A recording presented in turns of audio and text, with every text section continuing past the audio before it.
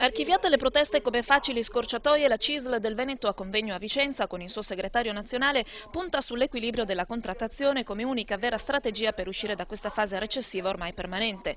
Quasi un appuntamento di rinizio, quello berico, dopo un anno costellato da emergenze sociali e sindacali ancora distanti dall'essere terminate, nonostante qualche risultato concreto anche a livello veneto. Ma i sindacati sono stanchi di incolpare la difficile congiuntura, ora cominciano a puntare il dito contro chi non collabora.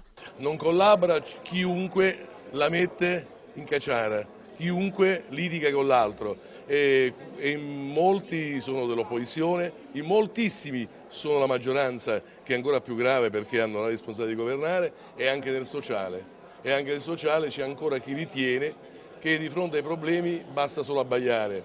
Noi non serve abbaiare, serve cooperare finché non metteremo in sicurezza l'economia del Veneto, l'economia nazionale, ogni lavoratore del Veneto, ogni lavoratore d'Italia. Polemiche a parte, la follatissima partecipazione dei quadri sindacali della CISL sembra porsi quasi o del tutto sulla linea del suo segretario nazionale, anche laddove le situazioni sono più incandescenti, come nell'area di Porto Marghera. Anche noi ovviamente abbiamo cercato la mediazione, abbiamo cercato il confronto, ma non abbiamo altre alternative che coinvolgere i lavoratori nell'assemblea di lunedì prossimo e decidere le iniziative per la ripresa della mobilitazione, per richiamare l'attenzione di tutti, di un sistema locale, ma soprattutto di un governo, di un Presidente del Consiglio che su questa questione deve intervenire in modo forte, in modo risolutivo, perché la chimica di Porto Marghera è una realtà fondamentale per l'economia e per il sistema produttivo nazionale.